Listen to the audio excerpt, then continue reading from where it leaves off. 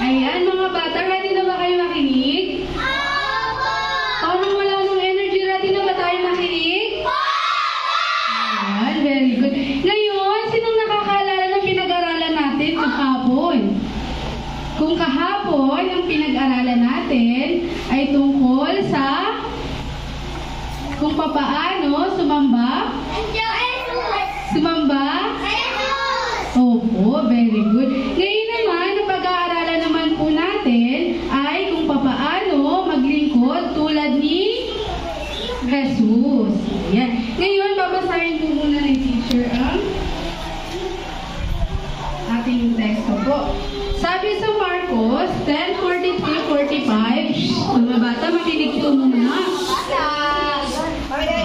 Sabi sa Marcos, ngunit hindi ganyan ang dapat umiral sa inyo. Sa halip, ang sino man sa inyo na nais maging dakila ay dapat maging lingkod ninyo. At ang sino mang nais maging pinuno ay dapat maging alipin ng lahat. Sapagkat ang anak ng tao ay naparito hindi upang paglingkuran, kundi upang maglingkod at upang mag-alay ng kanyang buhay para sa ikatutubos ng marami. Mga bata, sa tingin niyo, sino ang mga susunod na henerasyon ng Diyos? Sa tingin niyo, sino yung mga susunod na henerasyon ng Diyos?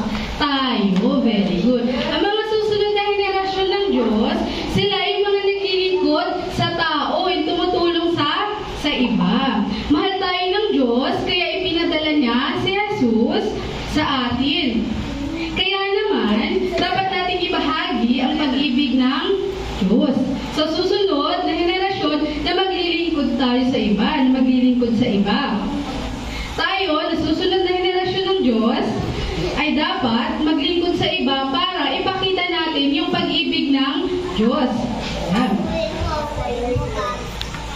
Dito sa mundo. Kapag nakikita sa atin, o kapag alam natin kung papaanong maglingkod sa iba o tumulong sa iba, maaari tayong maging isang tunay na Kristiyano. Ayan. Ngayon, bakit nga ba dapat tayong maglingkod sa iba?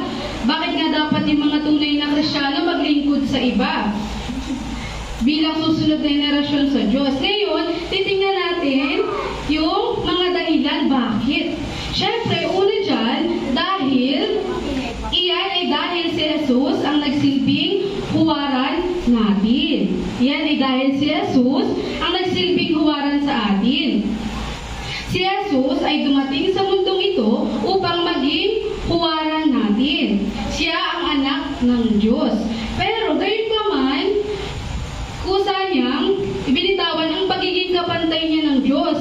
Si Jesus ay nagpagaling ng maraming may sakit. Nagpagaling si Jesus ng maraming may sakit at nagturo ng salita ng Diyos. At tinugunan at binigay niya kanilang mga pangangailangan. Bago ang kanyang kamatayan, si Jesus, hinugasan niya yung paa ng kanyang mga alagad. Isipin niyo, dati wala pang mga sasakyan, wala pang kotse, wala pang motor, wala pa yung mga tsinelas natin, yung mga crocs na makakapal. Kaya para makarating sila sa pupuntahan nila, naglalakad sila. Naglalakad sila gamit yung mga sandalyas. Ilang araw silang naglalakad. Ilang araw, ilang linggo, o ilang buwan, at umaabot pa minsan ng taon. Kaya, panigurado yung paa ng mga alagad ay talagang madudumi. Pero si Jesus na anak ng Diyos, na isang Diyos at Hari, hinugasan niya yung paa ng mga alagad niya. Yan. At ito ay nagpapakita ng isang perpektong halimbawa upang ipakita kung paanong maglingkod sa iba. Naglingkod si Jesus sa iba at sinabi sa kanyang mga alagad. Sabi sa Marcos 10:43, sinabi ni Jesus, ngunit hindi ganyan ang dapat umiral sa inyo. Sa halip, ang sino man sa inyo na nais maging dakila ay dapat maglingkod sa iba. Maging lingkod ninyo. Ayan. Sa madaling salita po, may papakita natin ang tunay na pagmamahal kapag tayo ay naglilingkod o tumutulong sa iba. Hinugasan ni Jesus ang mga paa ng alagad para ituro ito sa kanila. Hinugasan ni Jesus yung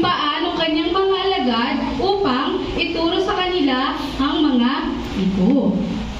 Tulad ni Jesus, dapat po nating paglingkuran ang iba upang maisagawa natin, upang maipakita natin ang pag-ibig ng Diyos sa mundo. Maaaring sa tingin natin, hindi ito gaanong kahalaga, hindi siya ganong kahalaga. Pero ito ang pinakamahalaga at pinakadakilang pagsunod sa mata ng Diyos.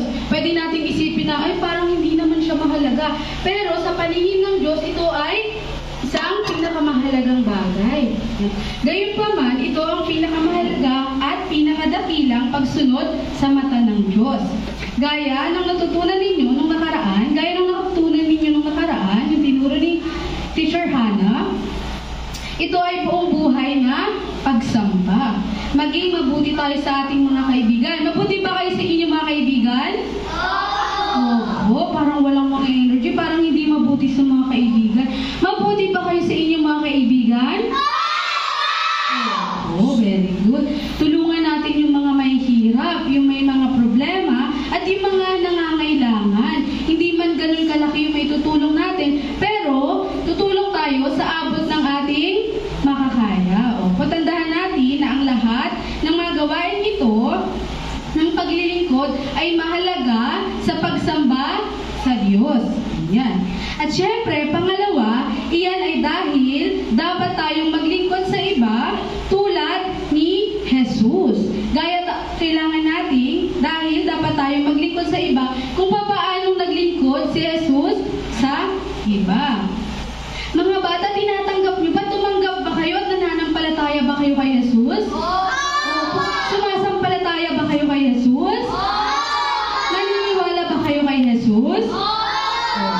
Kung ganoon, dapat kayong mamuhay ayon sa kanyang mga turo. Dapat tayong mamuhay ayon sa kanyang mga turo.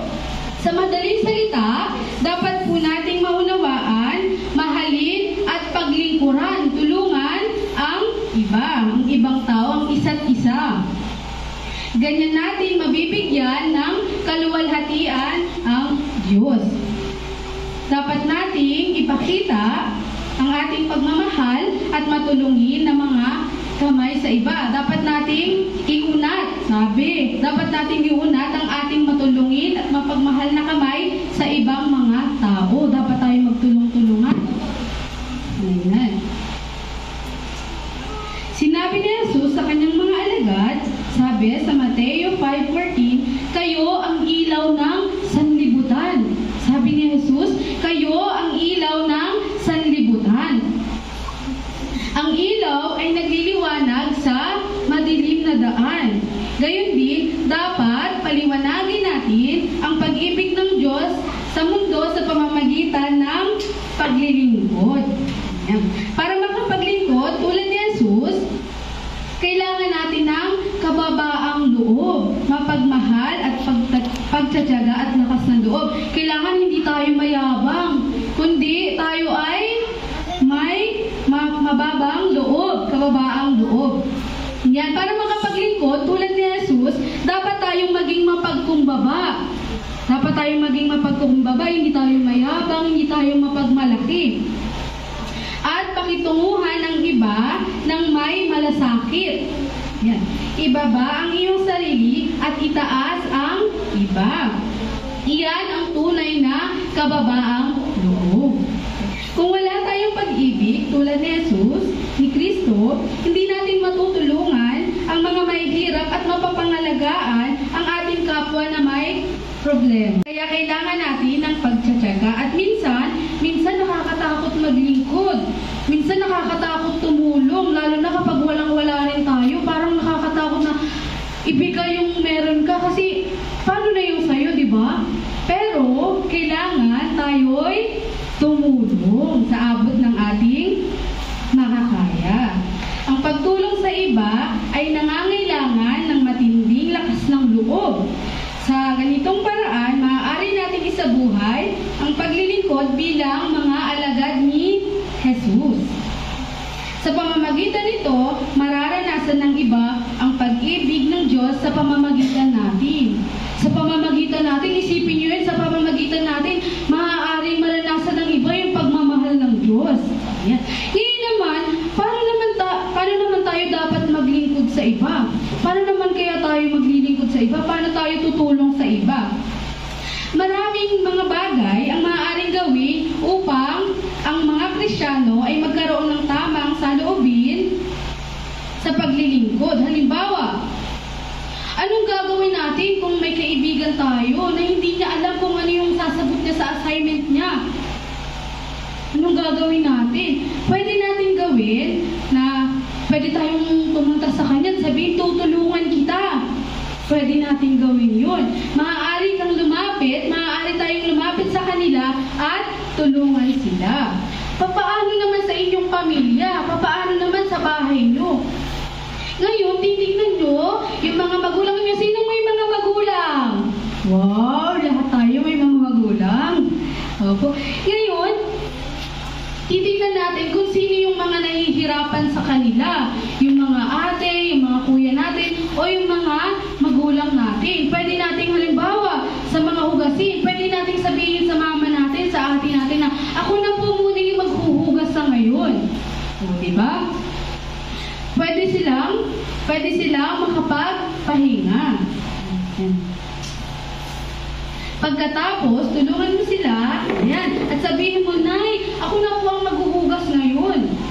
Naghuhugas ba kayo? Tumutulong ba kayo sa inyong mga magulang? Opo. Maaari nating bawasan ang kanilang mga gawain at ipahayag yung pagmamahal natin sa kanila. Sa ganoong paraan. Maaari ka rin tumulong sa mahirap o nangangailangan, lalo na dito sa lugar natin. Kapag may nakita kayo dito sa lugar natin na nangangailangan, tutulong tayo sa abot ng ating makakaya. Sa ganit at maaari tayong magsimulang maglingkod sa ganitong paraan. Ang maliit na pagkilos ng paglilingkod ay maaaring maging isang malaking kontribusyon upang punuin ang mundo ng pag-ibig ng Diyos. Yan. Ngayon, tandaan nyo, mga bata, kung gaano kahalaga ang pag-ukit ng salita ng Diyos sa ating mga puso at paglingkuran ang ibang mga tao, paglingkuran ang isa't isa. Gayon din, mas pinagpapala ng Diyos. Mas pinagpapala ng Diyos ang naglilingkod kaysa sa pinaglilingkuran. Nangako ang Diyos na pagpapalain ang ating mga puso at mabubuhay ng masagana pag nakatuon tayo sa paglilingkod sa iba. Nangako ang Diyos na mas pagpapalain daw ang ating mga puso kapag tayo ay nakatuon sa pagtulong sa ibang tao.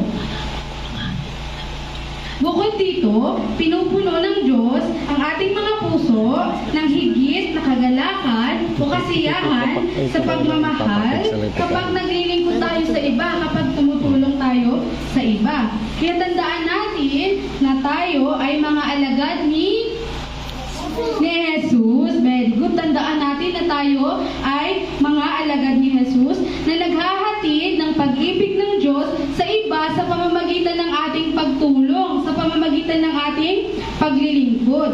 Ang mga naglilingkod sa iba ay ang susunod na henerasyon ng Diyos. Ano nga daw po ulit? Ang mga naglilingkod sa iba, ang mga susunod na henerasyon ng Diyos. Ayan. Dalangin ko. Opo. Pinagpipray namin na sana ay pagpalain tayo ng Panginoon. Pagpalain kayo ng Panginoon. Opo. O ngayon naman mga bata, pwede na po ba tayong yumuko? Yuko tayo, dali. Panginoon, nagpapasalamat po kami, Panginoon, na naunawaan po namin, Panginoon, ang mga dahilan kung papaano po ang mga tunay na Kristiyano ay dapat na sumama sa iyo, Panginoon. Ito ay dahil si Jesus ang aming huwaran, Panginoon, at dapat po kaming maglingkod sa iba, kagaya ng paglilingkod ni Jesus. At natutunan din po namin, Panginoon, kung papaano dapat maglingkod ng mga Kristiyano. Lord, maraming salamat po. Dalangin po namin, Panginoon, naturuan mo ang mga bawat batang ito, natulungan mo ang mga batang ito na maglingkod sa kanilang mga kapwa. Maraming salamat po sa ilamang kapulit pagsamba sa tanging pangalan ni Jesus. Amen.